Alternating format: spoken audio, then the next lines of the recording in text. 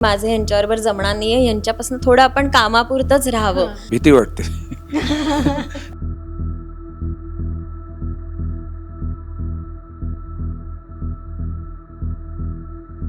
मला आत्ता काय चाललं वगैरे ह्याच्याबद्दल काही हे नाहीये. ते काय करतात ह्याच्याबद्दलही मला इंटरेस्ट नाहीये. रस्त्यावर बऱ्याच ठिकाणी पाणी साचलेलं वगैरे असं बघून जरा म्हणजे इथे होड्या किंवा हे तर म्हणाले मी पाणबुडीचा पोशाखच मागवतो. आजोबा मला वाटत नाहीत ग, ते दिसतही नाहीत आजोबा, त्यामुळे मी त्यांना आजोबा नाही म्हणू शकत. प्रमोशन मिळालेलं आहे मला. मी आईची आता आजी झालेली आहे. स्टेजवरती गेल्यानंतर पडदा उघडल्यावरती पहिल्या रांगेमध्ये मी नटसम्राट हे नाटक पैसे देऊन 27 वेळा पाहिले. तुमच्या काळामधली प्रेमाची व्याख्या कशी होती आणि तुमचा प्रेमातला अनुभव कसा होता हे मला ऐकायचं.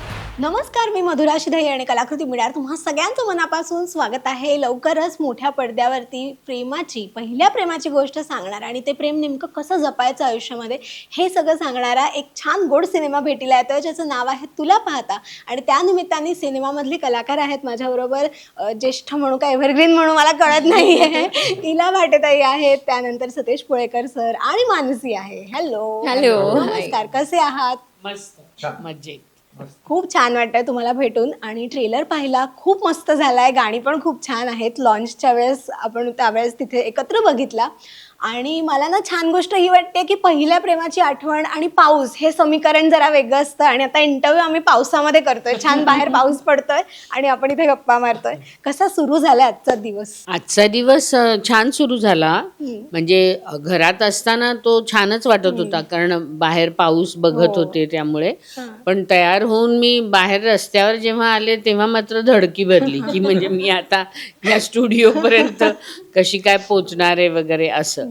ते उत्सुकता होती, कारण इथे आता आम्ही सगळेजण भेटणार आणि सलग काही इंटरव्ह्यूज असणार, त्यामुळे उत्साहाने घरातून तर निघाले.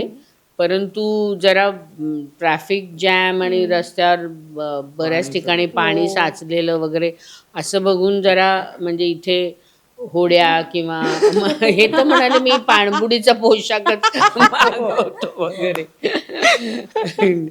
पण पोचलो आम्ही. म्हणजे आता त्या खरंच पावसामुळे नचिकेत अडकलाय, त्यामुळे तो अजून पोचला नाही. खूपच ट्रॅफिक जॅम. पण आम्ही सुदैवाने पोचलो. मानसी, खूप छान वाटतंय, कारण की इतके दिवसांची मेहनत आज म्हणजे आमचं शूट झालं, आता पोस्ट प्रोडक्शन झालं, आता ट्रेलर लॉन्च झालं आणि आता प्रमोशन्सच्या निमित्ताने आम्हाला सगळ्यांशी डिरेक्टली कनेक्ट करता येतंय. ते जास्त छान वाटतंय. त्यामुळे मजा आली. आम्ही जे काही प्रमोशन्स आमचे चालले आहेत ना, मी खूप एन्जॉय करते. सगळ्यांशी बोलून गप्पा मारून खूप मजा येते. आणि आजचा दिवस पण खूप छान आहे अगं. म्हणजे खूप पाऊस जोरात पडतोय. थोडासा त्रास हा होणारच आहे, पण वातावरण इतकं छान आहे. आमची फिल्म इतकी प्रेमळ आहे. वातावरणही तसं आहे, त्यामुळे मजा येते. खूप वाट बघितली. खरंच आता बरसात करतोय तो. पाऊस पडतोय, भीती वाटते. आता परत घरी जायचंय, तर घरी कसं जायचं हा एक प्रॉब्लेम आहेच. कारण इतकं पाणी भरलेलं आहे सगळीकडे. पण इथे आवाज येत नाही पावसाचा, त्याच्यामुळे ते छान वाटतंय. आणि बाहेर पाऊस पडतोय, ते बरं वाटतंय. मला असं वाटतं निघाल्यानंतर कळेल, पण तरी सुद्धा पाऊस आहे, खूप छान वाटतं. आणि आता तुमच्याशी बोलताना खूप छान वाटेलच. येस, नक्कीच. मी खात्री देते तुम्हाला की तुम्हाला छान वाटेल शेवटपर्यंत. मला हिला मॅम तुमच्यापासून सुरुवात करायची. तुम्ही ना आजवर छान एक कायम हेवा वाटेल अशी गोड प्रेमळ आई त्या भूमिकेमध्ये आम्ही पाहिलेलं. पण आता आजीच्या भूमिकेमध्ये आणि ट्रेलरमधून एक ती झलक दिसते, असं वाटतं त्या भूमिकेमध्ये सुद्धा तुम्ही तितक्याच छान गोड प्रेमळ आजी म्हणून दिसणार आहात. आणि मला वाटतं आजीची भूमिका तुमच्यासाठी सुद्धा आता नवीन आहे आत्ता. सो मला त्याबद्दल ऐकायचं आहे, ही भूमिका साकारतानाचा तुमचा अनुभव आणि आजी म्हणून ते किती एन्जॉय केलं तुम्ही? बरोबर आहे. परंतु आता म्हणजे मला काय म्हणायचं,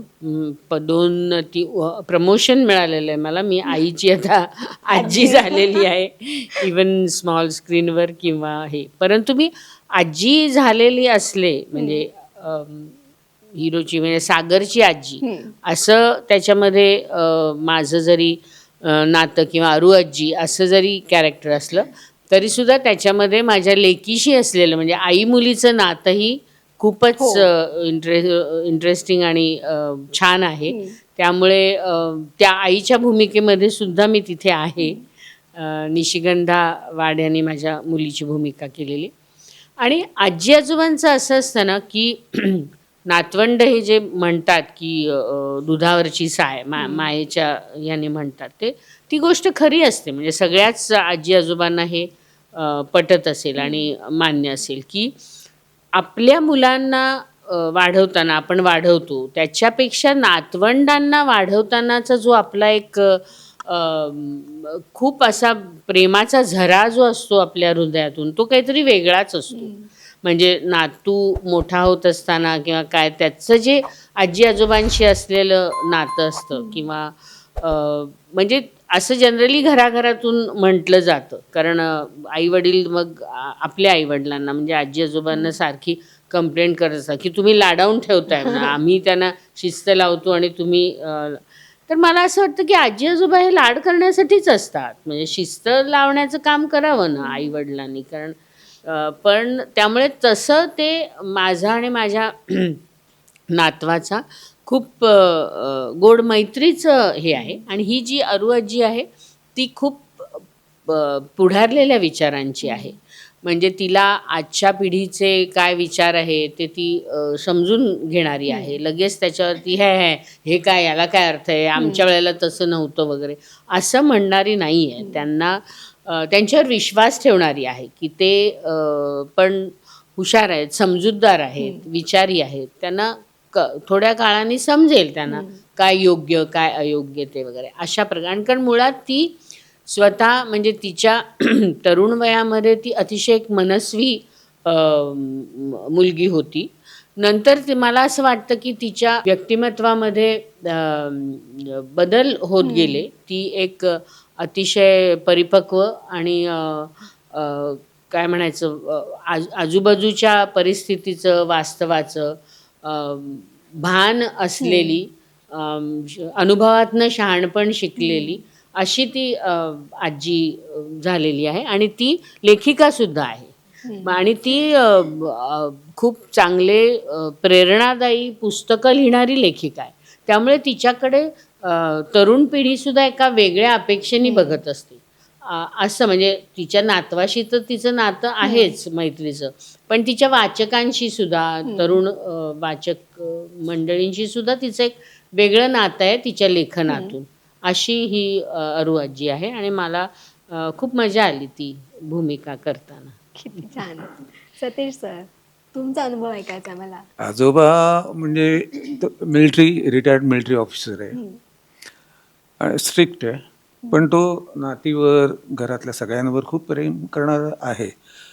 आणि छान आहे तो. आणि मला असं वाटतं की 50 वर्षानंतर त्याला अरू आजी परत दिसते, भेटते. आणि मग त्यांचं परत भेटणं सुरू होतं. त्या संदर्भात हा सिनेमा आहे. म्हणजे माझं काय म्हणतात ते कॅरेक्टर जे आहे ते जसं यांनी सांगितलं तसं मला फार काही सांगता नाही यायचं. जे दिग्दर्शकांनी सांगितले ते करण्याचा प्रयत्न केलेला आहे मी. त्यांचं एक वेगळं हे आहे ना बाजू. तुम्ही जे करता आफ्टर रिटायरमेंट जे तुम्ही करता आहात म्हणजे याचं ते युनिफॉर्मचं एक त्याची स्वतःची फॅक्टरी आहे. जे काय म्हणतात की जे युनिफॉर्म टाकायचे नसतात तर ते हे करून रिसायकल करून असं त्याची एक फॅक्टरी आहे. आणि ती फॅक्टरी मी चालवत असतो किंवा ती माझी असते असं ते. आणि त्यांनी म्हणजे सगळ्याच गोष्टीत मदत केली जाते सगळ्यांना. असं त्या सिनेमात आहे. ते मी करण्याचा प्रयत्न केलेला आहे. आणि छान एक कॅरेक्टर माझं, एवढंच सांगू शकेन. त्यांचं बऱ्याच वर्षांचं मनात लपलेलं जे प्रेम होतं प्रेम होतं ते जेव्हा अरू आजी नंतर भेटते त्यावेळेस त्यांना ते तेवढ्याच ह्यानी व्यक्तही करतात. तर ते त्यांनी इतकं खूप छान केलेलं आहे. ते एक वेगळी केमिस्ट्री बघायला मिळेल त्याच्यामध्ये. आणि तू सांगतेस तेच चांगलं. पण मानसी, मला तुला खरं हेच विचारायचं आहे, म्हणजे ऑनस्क्रीन बॉन्डिंग बद्दल तर आपण बोलूच, पण मला हे दोघं जण इतके गोड आहेत आणि मला वाटतं अशा कलाकारांबरोबर काम करायला मिळणं ही खरंच खूप मोठी गोष्ट आहे, भाग्याची गोष्ट आहे. कारण खूप गोष्टी शिकायला मिळतात ऑब्झर्वेशन मधून सुद्धा, आणि त्यांचे स्वभाव पण इतके गोड आहेत की मला वाटतं तुम्ही खरंच ते आजी आजोबा नाथ हे एक तुमचं, मला वाटतं ऑफस्क्रीन ते एक बॉन्डिंग झालंही असेल हो, सेटवर. झालंय तसं झालेलं आहेच. आणि तसं म्हणजे येते हिच्याबरोबर काम करताना वगैरे की खरं म्हणजे तो आमचा नचिकेत पण नाहीये आता, तोही तितकाच गोड आहे. की सगळीच कॅरेक्टर जी आहेत त्याच्यात, निशिगंधा काय किंवा आमची दीपाली काय, आनंद काय, हे सगळे इतकी क्लास आहे. आणि स्वतः मयुरा मॅम, हो. ती बाई तर अत्यंत गोड आहे. आणि तिने जे काही आमच्याकडनं काढून घेतलेलं आहे सगळ्यांकडून, ते फार ग्रेट आहे. म्हणजे ते ती केमिस्ट्री दिसेल तुम्हाला स्क्रीनवर सगळं. तर त्याच्यामुळे आम्हाला खूप मजा येते हे सगळं. आणि आता आम्ही जे म्हणजे बोलतो, गप्पा मारतो, हे प्रमोशनचं आहे म्हणून सेटवर नाही. आम्हाला गप्पा मारायला मिळत नव्हतं, कारण ते सगळं चला चला चला चला सुरू करा असं सगळं ते होतं. त्याच्यामुळे ते सगळं खूप छान दिसेल एवढं नक्की. म्हणजे काय मला वाटतं 29 का 28 दिवसाचं शूटिंग शेड्यूल 24 दिवसातच 24 दिवसात पूर्ण केलेलं आहे.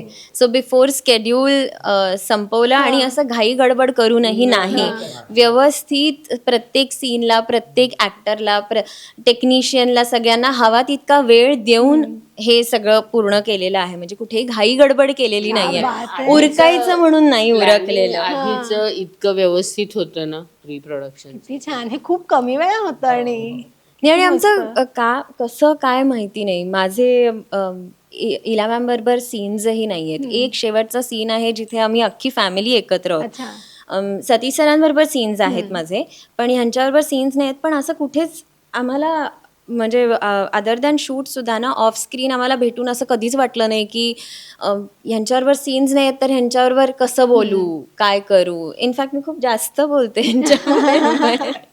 त्यामुळे आमची फॅमिली झाली अगं. असं वाटतच नाही की आम्ही को ॲक्टर्स आहोत. आम्ही असं खूप फॅमिलीसारखं एकमेकांना, हे लोक सुद्धा आम्हाला नवीन असून सुद्धा आम्हाला अगदी फॅमिलीसारखं ट्रीट करतात. सतीश सर असं जेव्हा मला राजा राजा म्हणतात, मला इतकं छान वाटतं, असं वाटतं खरंच आपले घरातले आहेत. आजोबा मला वाटत नाहीत ग, ते दिसतही नाहीत आजोबा, त्यामुळे मी त्यांना आजोबा नाही म्हणू शकत. आमचे यंग आजोबा आहेत ते फिल्ममध्ये सुद्धा. पण जेव्हा पहिल्यांदा सेटवरती भेटणार होतीस दोघांनाही, तेव्हा मनामध्ये काय सुरू होतं? तेव्हा थोडस नर्वस टेन्शन. टेन्शन यासाठी होतं की आपण जे करू, आपण जे बोलू ते तसं रिसीव्ह होईल का, त्यांना ते चांगलं वाटेल का, त्यांचं रिॲक्शन काय असेल त्याच्यावरती. आपण काहीतरी चुकून मजा करायला जाऊ आणि ते त्यांना तसं नसेल आवडत, तर त्यांचे स्वभाव माहिती नव्हते. त्याच्यामुळे थोडंसं असं वाटलं होतं. पण मी सेटवर गेल्यानंतर मला वाटतं, त्यांना भेटल्यानंतर असं मला पहिल्या मिनिटापासून कधी असं वाटलं नाही की माझं ह्यांच्याबरोबर जमणार नाही आहे, ह्यांच्यापासून थोडं आपण कामापुरतंच राहावं, असं मला कधीच वाटलं नाही. आणि ह्याचं खूप मोठं क्रेडिट मयुराला आहे, कारण की प्रत्येक गोष्टीमध्ये सगळ्यांना इन्व्हॉल्व करून घेणं, की माझा सीन नसला तरी सुद्धा मी सेटवरती गेली आहे तर तेवढंच इन्व्हॉल्वमेंट माझी, की मी तिथे बसली आहे, मग तू ह्यांच्याशी बोल, हे बघ, असं मग सगळ्यांना इंट्रोड्यूस करून देणं. मी पहिल्या दिवशी जेव्हा सेटवर गेले त्यावेळेस इला मॅमचा बर्थडे होता, तो त्यांना सरप्राईज दिलं होतं आणि मी तिथे होते. तर इतकं छान ते असं माहोल होता तिथला. ऑटोमॅटिकली मैत्री झाल्यासारखीच झाली आमची सगळ्यांबरोबरच. त्यामुळे खूप असं छान बॉन्ड झालं पहिल्यापासूनच. त्यामुळे मला सीन्स करताना तो प्रश्न नाही आला की आता मी कसं करू. दुसरं म्हणजे सतीश सरांबरोबर जेव्हा सीन करायचा होता त्यावेळेस गंमत अशी झाली की पहिल्या सीनच्या तेव्हा त्यांना मी भेटले नव्हते, डायरेक्ट सीनच्या वेळेस भेटले होते जरा आधी. आणि तेव्हा मला असं झालं होतं की आपण कसं म्हणायचं यांना की आपण हे रिहर्स करूया का, कारण की डायरेक्ट सीन करणार आपण आणि आपण एकमेकांना ओळखत नाही आहोत. पण हे माझा विचार पूर्ण व्हायच्या आधीच सतीश सर आले आणि म्हणाले आपण रिहर्सल करूयात का. आणि मला इतकं असं धस्स झालं की म्हणलं बापरे, एवढा मोठा माणूस आपल्याला येऊन म्हणतोय की आपण रिहर्सल करूयात का. म्हणजे केवढी मोठी गोष्ट आहे ही की ते इतके एक्सपिरियन्स्ड ॲक्टर आहेत आणि तरीसुद्धा एक नवीन मुलगी आहे तिच्यापाशी सुद्धा येऊन ते म्हणाले की चल आपण करूया. कारण की त्यांनाही माहिती आहे की ह्या गोष्टीतनं समोरच्या ॲक्टरला, आपल्या को ॲक्टरला कॉन्फिडन्स येईल आणि मग आपण ऑटोमॅटिकली सीन हा व्यवस्थित पुढे जाईल. जे काही चेंजेस असतील डिरेक्टरच्या हिशोबाने ते आपल्याला करता येईल. ॲटलिस्ट आपण एका पेजवरती असू, आपण विचार आपले एका म्हणजे सिंक होतील ह्यासाठी म्हणून. आणि ते खरंच खूप हेल्प केली आम्हाला त्यांनी.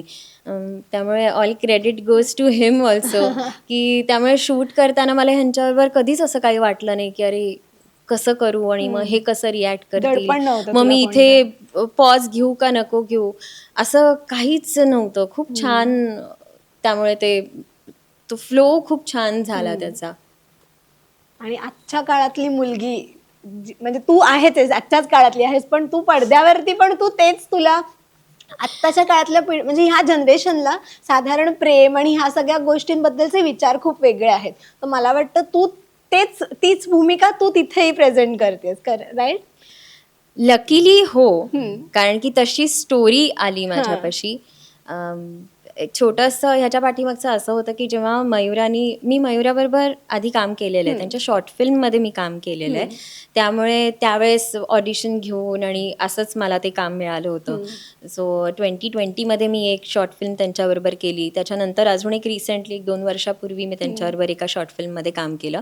सो त्या माझं काम बघून होत्या. आणि मग जेव्हा ही फिल्मची कल्पना आली त्यांना, पहिल्यांदा ही शॉर्ट फिल्म होणार होती. मग हळूहळू ते इतकं फुलत गेलं की त्यांना असं वाटलं आपण ह्याची एक फीचर फिल्मच करूया. आणि म्हणून ही आपल्याला आता पडद्यावरती दिसणार आहे अशी, नाहीतर ही कदाचित शॉर्ट फिल्मच झाली असते. सो बेसिकली असं झालं की मी ऑटोमॅटिकली खूप आधीपासूनच ह्याला जोडली गेले होते. खूपच कनेक्टेड होते फ्रॉम द बिगिनिंग. त्यामुळे त्यांच्याशी बोलल्यावरती सुद्धा त्या बऱ्याचदा म्हणाल्यात सुद्धा आणि आमचंही तसं बोलणं झालंय की बरंचसं तुला बघून मी हे लिहिलेलं आहे. कारण की मी तुला आता ओळखते, त्या मला तेव्हापासून ओळखायच्या. आमचं खूप छान बॉन्डिंग झालं होतं पहिल्याच आमच्या प्रोजेक्टपासून. तर असं करत त्यांनी ते लिहिलंय मला बघून बरंचसं, लाईक 90% मी म्हणू शकते, 90-95% स्टोरी कॅरेक्टर माझं तसं आहे. त्यामुळे मला असं वाटतं की जशी मी आहे तशीच मी प्ले करतीये. काही इन्सिडेन्सेस आपले फिल्ममधले वेगळे असतात आणि आपल्या आयुष्यातले, पण ओव्हरऑल तुमचं कॅरेक्टर साधारण त्याच्याशी मॅच करतो. सो मी खूपसे कोरिलेट करते त्याच्याबरोबर. आणि नचिकेत बद्दल मला विचारायचं, तो उत्तम गायक सुद्धा आहे. तर सेटवरती मध्ये थोडासा वेळ मिळाला किंवा ब्रेक मिळाला तर किती तुमच्या छान मैफिल कधी बसायची किंवा शूटच्या नंतर, पॅकअप नंतर वगैरे कधी?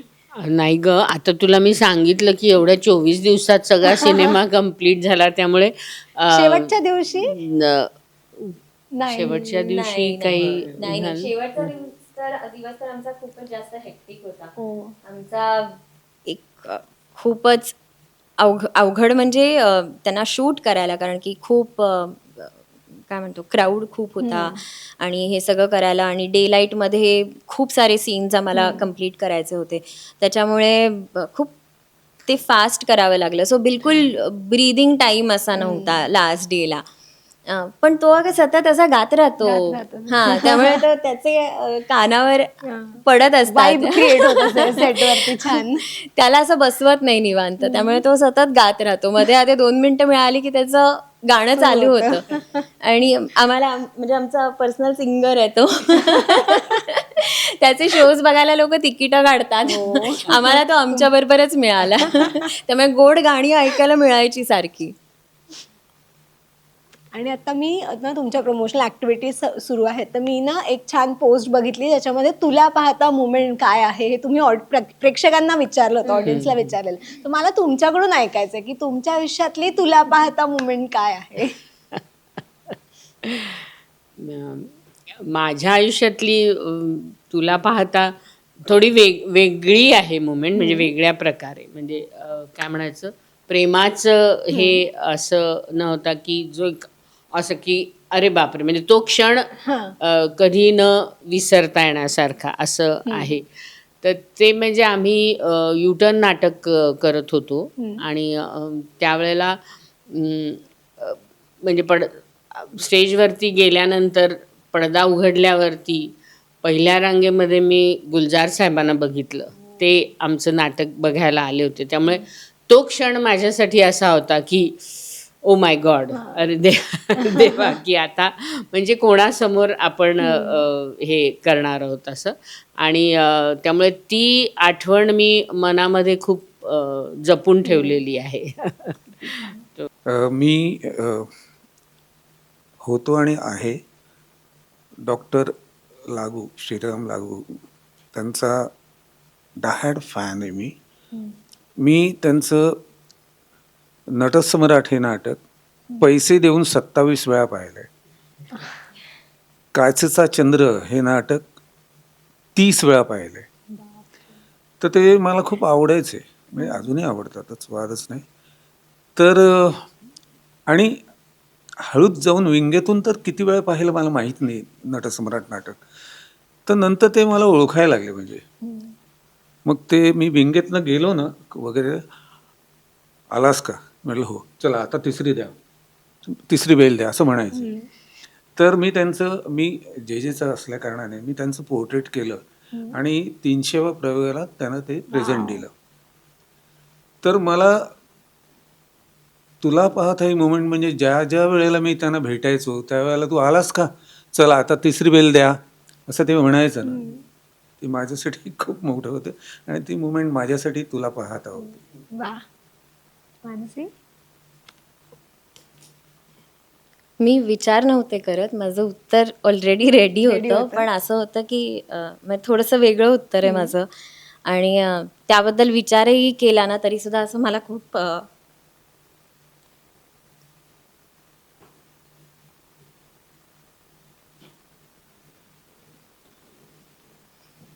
पाणी देऊ तुला.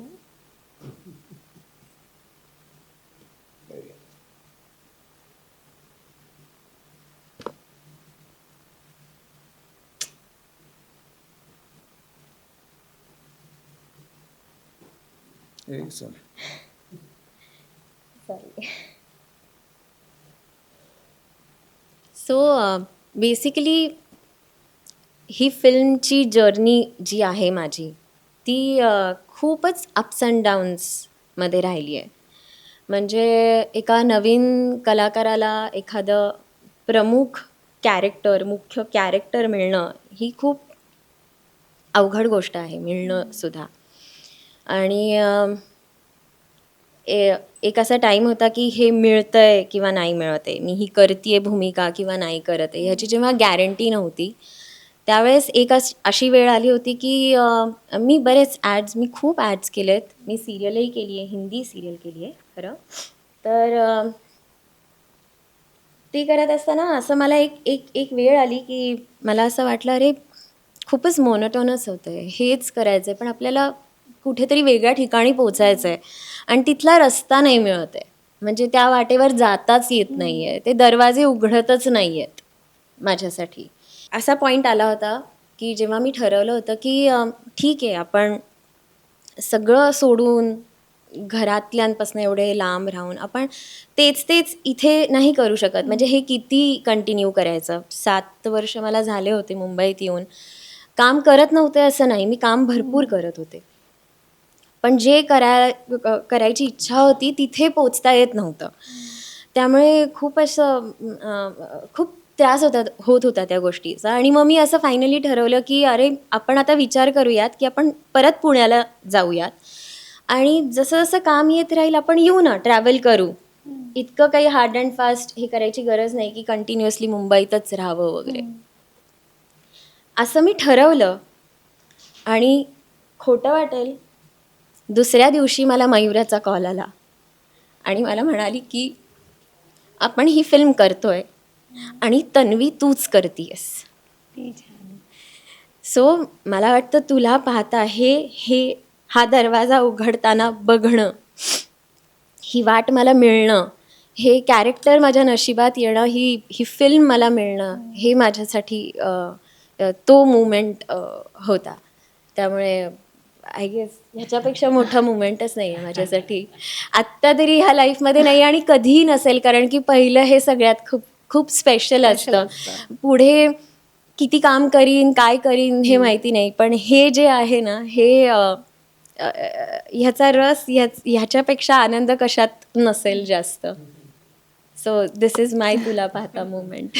आणि आता तुझी जर्नी ऐकून खरंच खूप छान वाटलं. आणि मला वाटतं तुझ्या डोळ्यातलं जे पाणी होतं ते तुझ्या आत्तापर्यंतच्या सगळ्या कष्टाचं, जिद्दीचं, आणि तू जो काही वेळ घेतलास, वाट बघितलीस, थांबलीस एकदम संयमाने, त्याचं ते पाणी होतं. आणि मला वाटतं आता तुला पाहताना सगळ्यांना खूप छान वाटणार आहे त्या मोठ्या पडद्यावर. आणि डॅम शुअर की तुझ्या आईवडिलांना, सगळ्या तुझ्या कुटुंबाला खूप अभिमान वाटणार आहे तुझा फिल्म बघताना.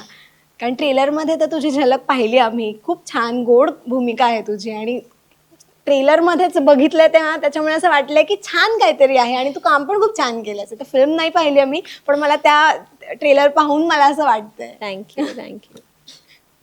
आणि आता सिनेमा प्रेक्षकांच्या भेटीला येणार आहे. आणि पहिलं प्रेम, त्यानंतर ते किती खास असतं, त्याचा आपल्या आयुष्यावरती किती इम्पॅक्ट पडू शकतो, किती महत्त्व असतं, ह्या सगळ्या गोष्टी तर आहेतच, पण एक छान कुटुंबाची गोष्ट सुद्धा आहे त्याच्यामध्ये. तुम्हाला आता छान विचारायचं आहे की जाता जाता एक सगळ्यांना छान अपील करायचं असेल तर तुम्ही काय सांगाल सिनेमाबद्दल? हां. अर्थात तर मी ते फार जे- विचारलं नाही, कारण ते रिव्हील नाही आपण नाही करू नाही नाही शकत बरोबर म्हणून. आहे. परंतु जसं आपण म्हणतो की ही प्रेमाची गोष्ट आहे, दोन काळातील दोन लव्ह स्टोरीजची गुंफण आहे याच्यामध्ये, त्याबरोबर ही नातेसंबंधांचीही गोष्ट आहे. त्यामुळे तुम्ही तुमच्या जवळच्या चित्रपटगृहात जाऊन 10 जुलैपासून हा तुला पाहता येतोय, तो आपल्या सर्व मित्रमैत्रिणी, नातेवाईक यांच्यासह जरूर बघायला जा असं मी सांगेन. कारण त्याच्यात तुम्हाला आनंद देणारं आणि समाधान देणारं असं खूप काही तुम्हाला त्याच्यामध्ये मिळेल. तुम्ही ज्याच्याशी तुम्ही रिलेट करू शकता तुमच्या आयुष्यातल्या घटनांशी किंवा आजूबाजूच्या ह्याच्याशी. त्यामुळे तो मुख्य म्हणजे तो उत्तम सिनेमा आहे, तो तुम्हाला आवडेल आणि तो तुम्हाला तुमच्या नातेवाईक, मित्रमैत्रिणी, कुटुंबीय ह्यांच्याबरोबर बघायला आवडेल. त्यामुळे तुम्ही तो जरूर बघा. सतीश सर?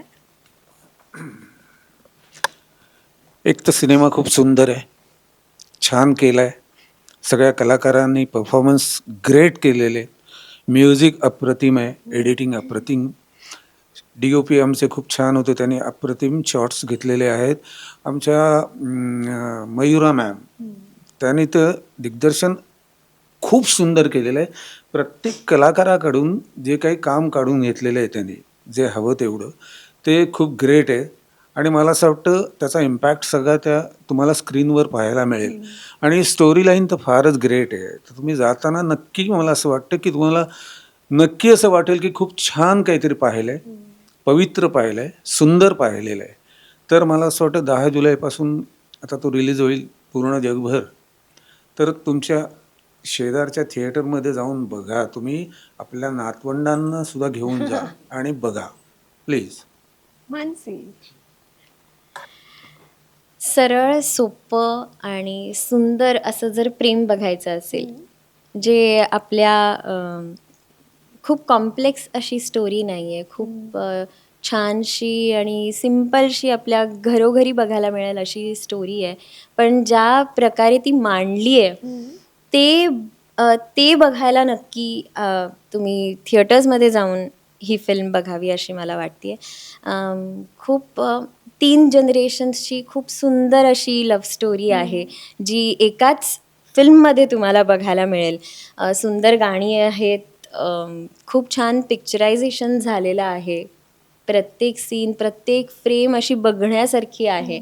आणि मला असं वाटतं की फिल्म संपल्यानंतर तुम्ही प्रत्येक प्रेक्षक त्या फिल्ममधल्या कुठल्या ना कुठल्या तरी सीनशी, कुठल्या तरी डायलॉगशी, कुठल्या तरी व्यक्तिरेखेशी स्वतःला रिलेट करेल आणि ती आठवण म्हणून आपल्याबरोबर घरी घेऊन जाईल असं मला वाटतं. म्हणून येऊन एकदा तरी ती फिल्म बघा, जेणेकरून तुम्ही नक्की परत घरी जाऊन तुमच्या अजून 4 मित्रमैत्रिणींना, नातेवाईकांना ही फिल्म रेकमेंड कराल याची खात्री आहे आम्हाला. म्हणून 10 जुलैला तुला भाता हा तुमच्या जवळच्या चित्रपटगृहात बघावा अशी मी रिक्वेस्ट करते सगळ्यांना. नीलम मॅम आणि सतीश सर, मला तुम्हाला विचारायचं आहे की आत्ताच्या काळातली ना प्रेमाची व्याख्या खूप बदलत चालली आहे. म्हणजे काळानुरूप ती प्रत्येक जनरेशन वाईज सुद्धा बदलतच जाते. तर मला ऐकायचं आहे की तुमच्या काळामधली प्रेमाची व्याख्या कशी होती आणि तुमचा प्रेमातला अनुभव कसा होता हे मला ऐकायचं आहे. पहिल्या प्रेमाची गोष्ट. अरे बापरे. प्रेमाची व्याख्या करणं थोडं कठीण आहे. म्हणजे ती व्यक्तिव्यक्तींप्रमाणे थोडंफार त्याच्यामध्ये बदलत जाऊ शकतं. परंतु प्रेमामध्ये मला असं वाटतं की प्रेम म्हणजे समजूतदारपणा, प्रेम म्हणजे दुसऱ्याला आहे तसं स्वीकारणं. आणि आपण कालांतराने म्हणजे प्रेम करणं सोपं असतं, प्रेमात पडणं, परंतु ते निभावणं कठीण असतं. आणि ते का तर त्याची निगा हे करण्यासाठी तुम्ही वर्षानुवर्ष तुम्ही तेच राहत नाही, तुम्ही बदलत असता, तुमच्या बरोबरचं माणूसही बदलत असतं.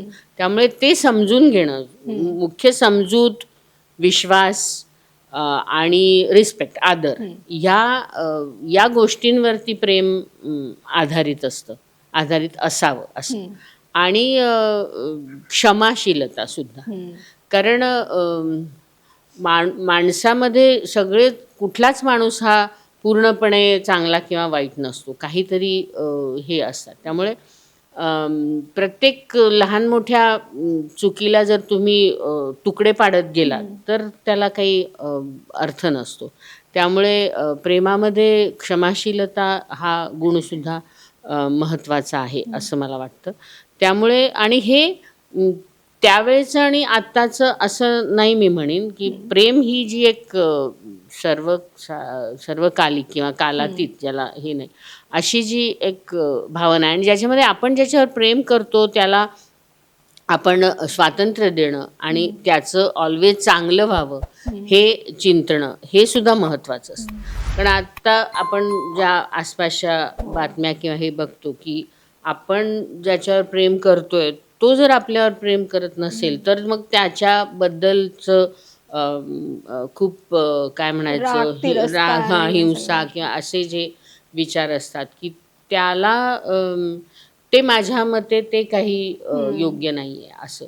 तर त्यामुळे आता त्याची कारणं अनेक असतील. मी काही समाजशास्त्रज्ञ किंवा त्याच्यातली अभ्यासक वगैरे नाही आहे, परंतु माझं स्वतःचं मत असं आहे की जर तुमचं एखाद्यावर प्रेम असेल तर तुम्ही त्याला समजून घेणं आणि त्याचा आदर करणं, विश्वास ठेवणं, हे सगळं खूप महत्त्वाचं आहे. तुमच्या काळातलं प्रेम हे खूप वेगळं होतं. हो, नक्की वेगळं होतं किंवा वेगळं आहेच.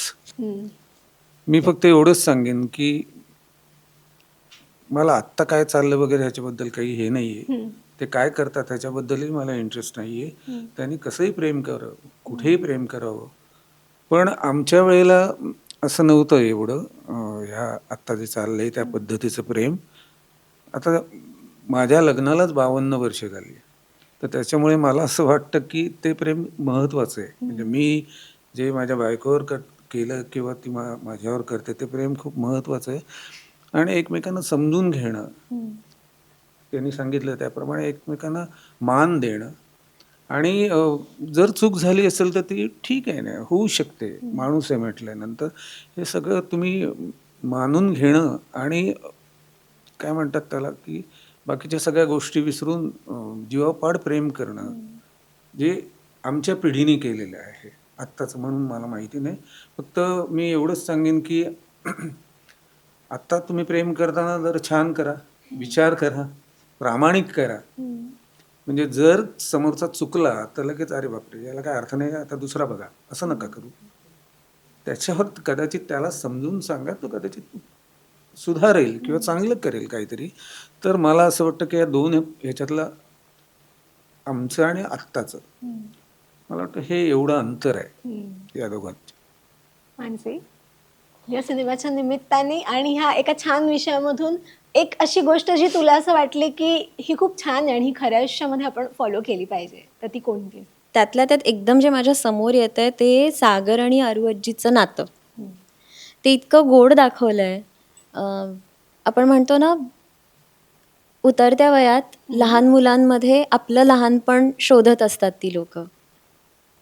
तर त्यामुळे आपल्या नातवांशी आजीचं आजोबांचं वागणं हे खूप वेगळं असतं. ते अगदी लहान होऊन वागतात, कारण की मला असं वाटतं ते they trying to live their childhood असं. तर त्यामुळे ते खूप जास्त जवळ असतात आई वडिलांपेक्षाही आपल्या नातवांशी, नातवाशी, नातीशी असं. आणि ते खूप छान दाखवलं या फिल्ममध्ये.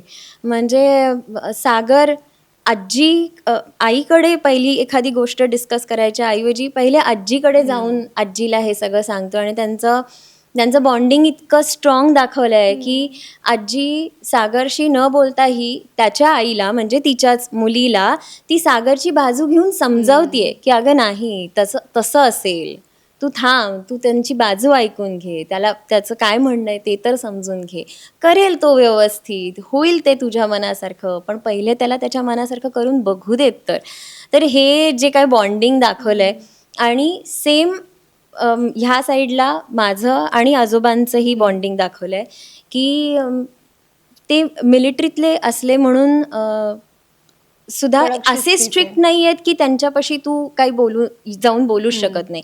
त्यामुळे त्यांचं खूप छान फ्री रिलेशन आहे की ती अगदी सांगू शकते आजोबांना की आजोबा आपण हे करणार आहोत बरं का, तर तुम्ही वेळ काढायचा आहे वगैरे. ती त्यांना धाकानी म्हणजे असंही सांगू शकते, पण ॲट द सेम टाइम तेवढा रिस्पेक्ट ठेवूनही ती बोलते.